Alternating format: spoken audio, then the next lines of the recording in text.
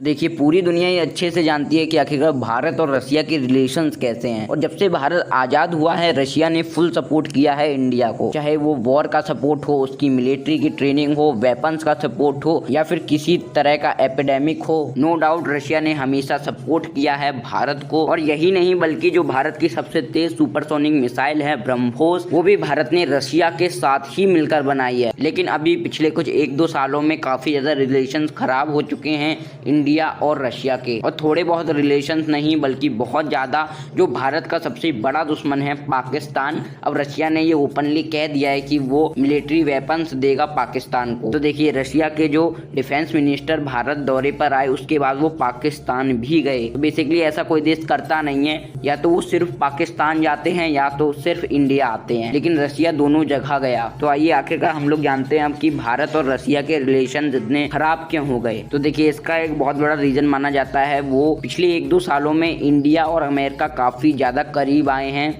Swami Vivekananda once said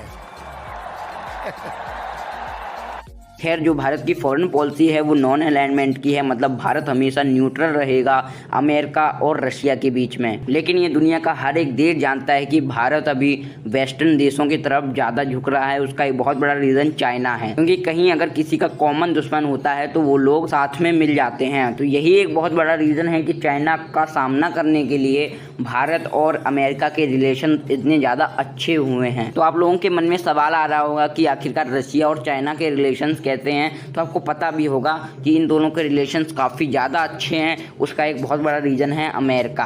अब America दोनों का कॉमन दुश्मन है, ठीक है, रूस का भी दुश्मन है और चाइना का भी दुश्मन है। तो ये दोनों साथ साथ आ गए हैं। तो भारत जितनी तेज़ी से वेस्टर्न देशों की तरफ जा रहा था, चाइना और रशिया को लग रहा था कि अब भारत नेटो भी ज्वाइन कर लेगा। तो जिन लोगों को नहीं पता, मैं बता देना चाहता हूँ, नेटो एक मिलिट्री अलायंस है और ये वही मिलिट्री अलायंस है जिसने कि कोल्ड वॉर के दौरान रशिया को टूटने पर मजबूर कर दिया था। ठीक है, आपको पता होगा कि पहले ये सोवियत यूनियन हुआ करता था, पूरा यूएसएसआर, लेकिन अब वो टूट चुका है और उसका एक बहुत बड़ा पार्ट रशिया है। तो रशिया हमेशा से नेटो के अगेंस्ट है, वो हमेशा चिढ़ता है नेटो से। वो कभी नहीं चाहेगा कि भारत ज्वाइन कर ले नेटो को। कई सारे डिफेंस एक्सपर्ट कह रहे थे कि अब क्वाड एशिया का नेटो बनने वाला है।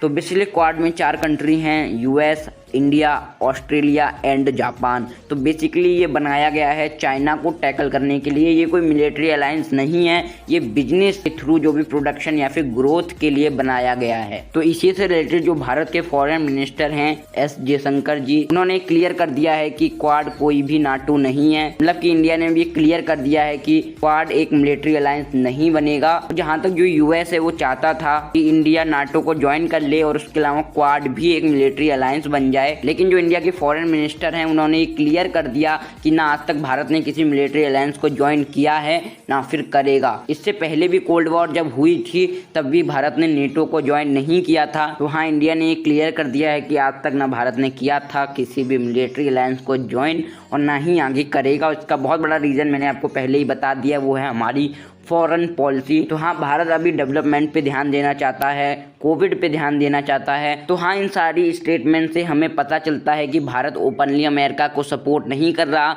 भारत ओपनली रशिया के अगेंस्ट नहीं जाना चाहता। और रशिया ने भी ये ओपनली नहीं कहा कि हम भारत को वेपन नहीं देंगे या फिर हमारी लड़ाई हो गई है इंडिया से। अभी भी काफ़ी सारी जॉइंट मिलिट्री एक्सरसाइज, स्पेस की बहुत सारे वर्क इंडिया और रशिया साथ में कर रहे हैं। तो हाँ, इतने पुराने रिलेशन इतनी आसानी से नहीं टूट जाएंगे। और बेसिकली इंटरनेशनल मार्केट में कोई किसी का दोस्त या दुश्मन नहीं होता, ये सब फायदे की बात है। और हर एक इंडियन जानता है ये वही अमेरिका है जो कि भारत पे अटैक करने आ गया था, लेकिन आज ये हमारे इतने साथ है। तो ये अपने अपने इंटरेस्ट हैं, ये चेंज होते रहते हैं। लेकिन फिलहाल आज की वीडियो में इतना ही। उम्मीद करता हूँ आपको वीडियो पसंद आई होगी। तो अगर आपको ये वीडियो अच्छी लगी हो तो आप इस वीडियो को लाइक कर सकते हो और हमारे यूट्यूब चैनल को सब्सक्राइब कर सकते हो।